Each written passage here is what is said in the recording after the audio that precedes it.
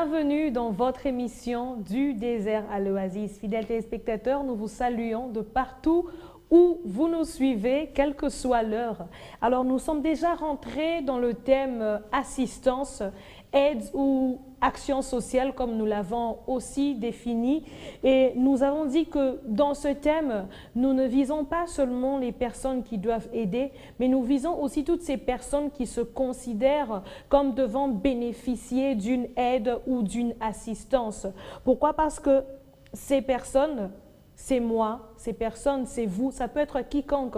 Peu importe ce que nous possédons, il y a peut-être un domaine dans la vie où nous avons besoin d'aide, où nous avons besoin d'une assistance. Et par rapport à cette situation, nous avons dit que toute personne qui a besoin d'aide devrait d'abord avoir en lui une mentalité bonne. C'est comme ça que nous avons condamné, si j'emploie le bon terme, la mentalité de pauvreté. La mentalité de pauvreté qui emmène à considérer l'abondance matérielle comme richesse ou l'insatisfaction de ses désirs comme pauvreté. Et à l'opposé, nous avons parlé de la mentalité d'abondance. Dans ce thème, dans le sous-thème de la mentalité de pauvreté, nous avons même relevé quelques éléments qui peuvent nous permettre de discerner si nous sommes dans la bonne mentalité ou dans la mauvaise mentalité, dans celle de pauvreté. Et donc, moi, je me dis que ces éléments vont nous aider à discerner en nous, tout comme dans les chefs des autres personnes, pour nous améliorer, pour pouvoir travailler en nous afin de changer et d'atteindre cette mentalité d'abondance. Ainsi, aujourd'hui, nous parlons précisément et plus concrètement de la mentalité d'abondance. Je suis sur ce plateau avec mon compagnon de toujours, l'évangéliste Léonard Kiswangi. Évangéliste, bonjour. Bonjour, Madame Jemima. Un réel plaisir d'être avec vous encore aujourd'hui. Et alors aussi, de temps en temps, on se permet, on va se tutoyer dans cette émission, ça nous fait plaisir. Ok. Nous parlons de la mentalité d'abondance. Yeah. Et c'est le thème aujourd'hui. Yeah. Comme je l'ai annoncé. Alors, évangéliste, puisque on est déjà dans le thème, vous avez demandé que je vous tutoie, je vais m'habituer. Concrètement, en quoi consiste la mentalité d'abondance quand il faut être pragmatique? Qu'est-ce que l'on dit? Nous disons que la mentalité d'abondance, n'oubliez pas que le thème central de cette série, c'est est-ce que oui ou non nous pouvons jouir de l'économie abondante? Et qui dit économie abondante, c'est cette considération d'avoir une possession ou une provision qui répond à notre satisfaction individuelle, mais aussi qui nous permet de jeter un regard autour de nous pour voir s'il y a des personnes qui doivent quitter un certain état appelé état de pauvreté. Ainsi donc, en parlant de la mentalité d'abondance, nous insistons qu'il est d'abord question d'un état.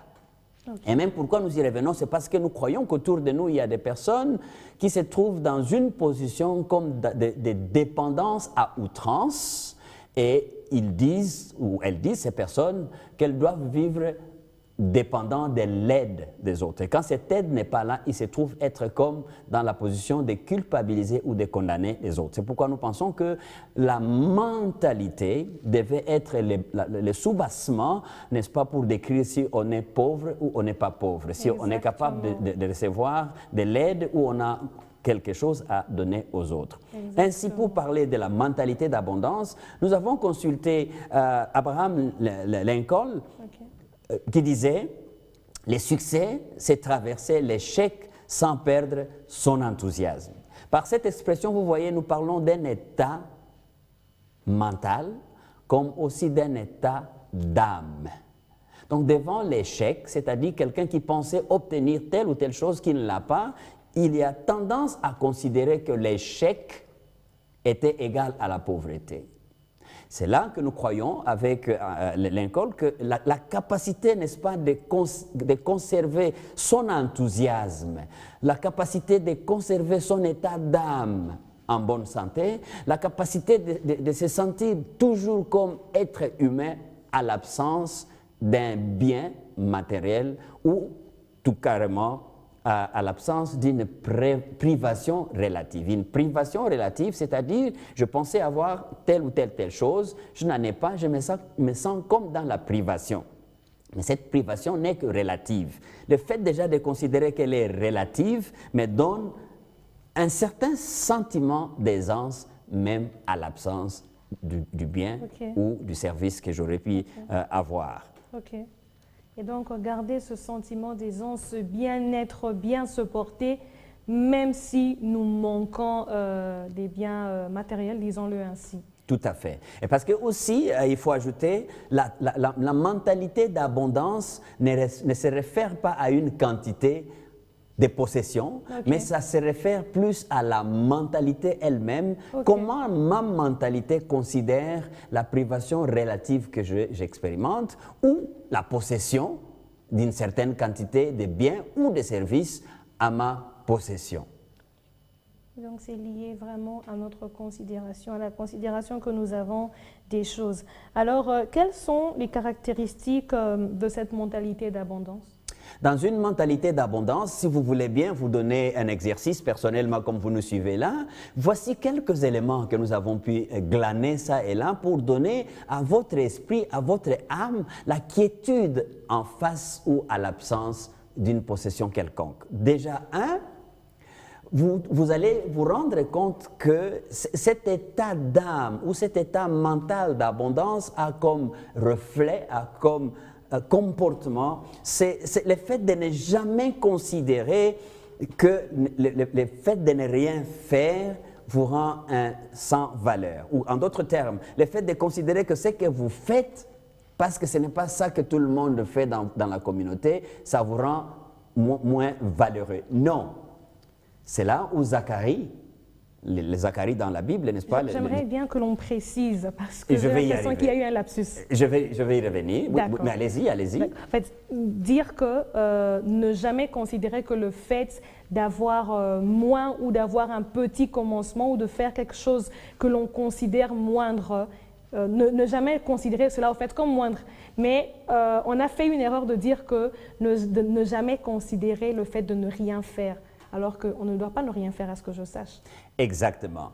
Rien faire, lorsque on les considère par rapport à des personnes dans mon entourage, et il y a des gens qui ont tendance à dire « je ne fais rien ». Donc voici un peu le fait de dire, le fait de se considérer comme ne faisant rien, comme étant un état de pauvreté. Alors les personnes qui sont dans l'état mental d'abondance considèrent que lorsque les autres verraient qu'ils ne font rien, mais les faibles commencements qu'ils ont amorcés, ou les faibles, n'est-ce pas, quantités de possessions, de matériel, n'est-ce pas, à leur possession, n'est pas nécessairement moindre parce qu'on l'a comparé à quelqu'un d'autre. Donc, pour bien recadrer cela, nous disons donc les personnes avec la mentalité d'abondance considèrent tout faible commencement comme étant une abondance en elle-même, comme étant une bénédiction en elle-même. C'est là où nous allions avec Zacharie qui nous dit « Ne jamais mépriser les faibles commencements ». Ça, c'est Zacharie 4, les versets 10. La mentalité d'abondance, deuxième élément ou deuxième facteur qui peut nous aider à nous considérer comme étant dans un état mental ou un état d'âme d'abondance, c'est lorsque l'on considère que chaque occasion d'aider les autres est une occasion d'enrichissement ou une occasion d'abondance. Avec les peu que j'ai, je cherche des occasions de bénir quelqu'un d'autre. Je cherche l'occasion de venir au secours. Ça, c'est un sentiment d'abondance. Le troisième élément ou le troisième sentiment qui peut nous aider, parce que nous parlons de l'état mental, donc qui se mesure par les comportements ou par les attitudes, le fait de dire merci à Dieu d'abord pour chaque don que j'observe être présent dans ma vie, ça c'est un état d'abondance, c'est une mentalité d'abondance, savoir dire merci. Mais seulement pas à Dieu, mais aussi toutes les fois que nous recevons un bien, toutes les fois que nous recevons une appréciation, toutes les fois que nous recevons, n'est-ce pas, un accompagnement, un encouragement, ça, savoir dire merci, savoir les reconnaître, bref, savoir présenter la gratitude en tout temps et en tout lieu lorsqu'on reçoit un bien, c'est une mentalité d'abondance. Quelqu'un a dit, quand tu dis merci, c'est que tu attends recevoir encore bien plus de la part de la personne qui a rendu ses services. Donc, quand on dit merci à Dieu, c'est que l'on dit à Dieu, nous sommes disponibles de recevoir encore. Et quand on dit merci à sa femme qui a présenté un repas à table, qu'on a mangé, qu'on a apprécié, qu'on dit merci à sa femme, c'est une mentalité d'abondance, parce que là, on bénit et on reçoit la bénédiction. Quatrième facteur, lorsque nous parlons de la mentalité d'abondance, nous considérons que tout travail que j'entreprends, c'est un travail à temps plein. Donc il y a des personnes, il est là, il prend des photos, mais parce qu'il a étudié l'économie, il a étudié les relations internationales, et quand on lui pose la question, frère, tu as terminé? Oui, j'ai terminé ma licence depuis 2 ans. Et tu fais quoi? Je fais rien. Tu fais rien? Oui, je ne fais que des photos. Cette mentalité de rabaisser ce qu'on fait comme étant juste quelque chose qu'on fait en attendant de faire mieux, ça devient une mentalité de pauvreté. Au contraire, tout, comme nous l'avons déjà dit au départ, tout travail que je fais aujourd'hui qui me procure l'abondance, nous y reviendrons, je les considère comme étant mon travail à temps plein. Et donc, quand la question m'est posée, qu'est-ce que je fais? Dans la mentalité d'abondance, je ne vois pas ce que je ne fais pas, mais j'ai dit, je fais des photos. Et ça entre dans l'expression de la personne qui considère que ce qu'elle fait aujourd'hui et maintenant, il le fait ou elle le fait à temps plein. Okay. Et parce que ça produit l'abondance. Et un élément en plus dans la mentalité d'abondance que nous voulons bien avoir ici, c'est tout un état d'esprit où on cultive l'attitude de reconnaissance envers ceux qui représentent une valeur ajoutée à ma vie. Okay. Ceux qui représentent une valeur ajoutée à ma vie. Savoir cultiver cette attitude de dire toute personne autour de moi qui m'apporte un élément, n'est-ce pas, qui m'apporte une bénédiction. Et cette bénédiction n'est pas nécessairement un bien matériel, je l'ai dit tantôt, un encouragement, quelqu'un qui me motive à aller de l'avant, quelqu'un qui me donne un environnement dans lequel je peux exploiter mes capacités, mes talents. Ça, cultiver cette attitude tous les jours, ça nous met dans l'attitude de l'abondance. Il y a Philippiens chapitre 2, le verset 20, Paul le dit, les sentiments que l'on partage les uns avec les autres nous aident à cultiver, à avoir l'impact sur notre état mental, mais aussi sur notre état d'âme qui nous montre que nous avons l'abondance autour de nous. N'oubliez pas, nous avons parlé longuement sur cultiver une communauté de vie abondante et qu'on trouve en Jésus-Christ. Donc, Philippiens, en disant ce qu'il dit là, dans ces textes, nous voyons que quand on partage les sentiments les uns avec les autres, on produit ou on crée un environnement de l'économie abondante parce que vous tenez compte de l'état d'âme des autres. Ce n'est pas juste au niveau intellectuel. Dans 2 Thessaloniciens, chapitre 3, versets 1 à 3, nous voyons aussi que Paul dit là-bas, c'est pourquoi, impatients que nous étions, et nous décida à rester seuls à Athènes, nous envoyâmes Timothée, notre frère, ministre de Dieu dans l'évangile de Christ, pour vous affermir et vous exhorter au sujet de votre foi, afin que personne ne fût ébranlé au milieu des tribulations. Donc, l'attitude ou la mentalité d'abondance est aussi celle qui considère que ce que je ne peux pas faire, je peux le faire au travers des autres. Les sentiments que je partage peuvent créer tout un environnement d'abondance parce que l'abondance commence par un état d'âme en bonne santé et un état mental en bonne santé. À plusieurs endroits, Paul présente la mentalité d'abondance comme étant la considération qu'on a les uns pour les autres dans la communauté. C'est pourquoi dans le chapitre 18 des Actes des Apôtres, il a pu même dire que les Juifs Aquilas et Priscilla, qui l'ont accueilli chez eux, pendant qu'il devait se retrouver dans une situation difficile, pendant qu'il fouillait, pendant qu'il était sans ressources, sans possession matérielle, le fait d'avoir un environnement d'accueil chez Priscilla et Aquila a créé en Paul une mentalité d'abondance. Et comme nous parlons de l'aide à recevoir et l'aide à donner, Paul a reçu l'aide de Priscilla et Aquilas par l'environnement qu'ils lui ont donné, mais par sa présence, il a aussi été une bénédiction dans cette maison. Donc nous avons ici là l'image, n'est-ce pas, de l'assistance ou de l'aide que Paul nous montre, qui va bien au-delà d'une possession matérielle quelconque, mais un environnement de paix, d'harmonie, de convivialité peut être tout à fait indiqué pour être une mentalité d'abondance, qui prépare une mentalité d'abondance, qui prépare un environnement d'abondance. Et des personnes qui se réjouissent tout en étant dans ces contextes comme Paul, ils expriment bel et bien le sentiment et l'attitude d'une mentalité d'abondance. Wow. En tout cas, merci évangéliste. Moi, je suis particulièrement enseignée aujourd'hui et je bénis le Seigneur pour cela. Alors, la mentalité d'abondance, comme l'a dit l'évangéliste, c'est un état d'esprit. C'est une considération. Considérer que je ne suis pas pauvre même quand je suis dans les privations. Je ne suis pas pauvre même quand ma prière n'est pas exaucée. Je ne suis pas pauvre même quand je n'ai pas tous les biens matériels que je vise. En fait, c'est garder cette attitude d'aisance, cette quiétude et cette mentalité. C'est cette mentalité-là qui nous permettra d'ailleurs d'être des personnes qui apportent assistance même avec le peu que nous avons.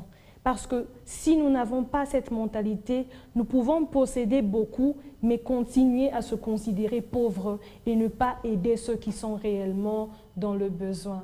Et moi, je suis gracieusement enseignée aujourd'hui, surtout lorsque nous avons parlé des caractéristiques d'une mentalité d'abondance. Je vais juste citer un tout petit peu. Il y a ne pas considérer le faible commencement comme rien. C'est vraiment à bannir de sa vie, à bannir de sa tête. Et même, je peux dire aussi, ne pas se considérer soi-même comme vide. Parce que chacun de nous a en lui des valeurs que Dieu a mises en lui, que nous devons découvrir et fructifier. Et donc, même si concrètement, vous ne faites encore rien, ne vous considérez pas comme vide. C'est lorsque vous ne vous considérez pas comme vide que vous pourrez créer et être vous-même une source d'abondance. Et comme l'évangéliste l'a dit, chaque occasion d'aider une personne est une occasion de créer une abondance. C'est une bénédiction pour nous. Peu importe ce que nous pouvons posséder, peu importe le niveau de nos possessions. Et il y a encore un élément que j'ai vraiment aimé, c'est cultiver la reconnaissance envers toutes ces personnes qui apportent un plus dans notre vie. Et ce plus va bien au-delà des possessions matérielles.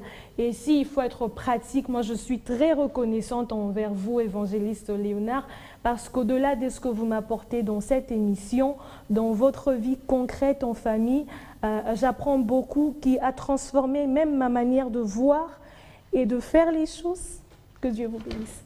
Alors, je bénis Dieu pour cette émission. Si vous pouvez prier afin que Dieu nous accorde de mettre vraiment en pratique ces caractéristiques de la mentalité d'abondance, afin que nous aussi, nous soyons des sources de bénédiction pour les autres.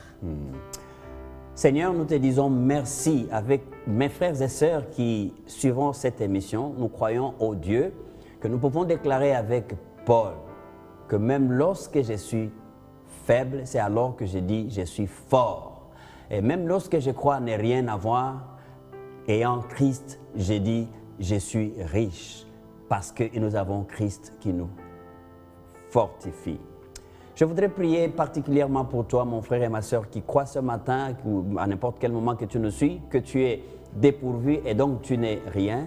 Nous pouvons simplement te dire que la mentalité de joie, un cœur joyeux que tu garderas dans ton âme, te donnera beaucoup de guérison et beaucoup de force et tu te sentiras dans l'abondance. Plutôt que de te mettre à gémir dans ta tête par rapport à un désir ou un plaisir que tu n'as pas pu trouver et tu as considéré cela comme un échec, je t'en prie que tu prennes cela avec enthousiasme en croyant et en acceptant que Jésus-Christ que tu as suffit parce qu'il te donne tout ce dont tu as besoin, même au-delà des tribulations que tu peux avoir. Je prie que tu aies une mentalité et un sentiment d'abondance aujourd'hui, au nom de Jésus. Amen. Amen, amen. Merci de nous avoir suivis, fidèles téléspectateurs. Bonne suite de programme sur BON Télévision et que notre Dieu vous bénisse.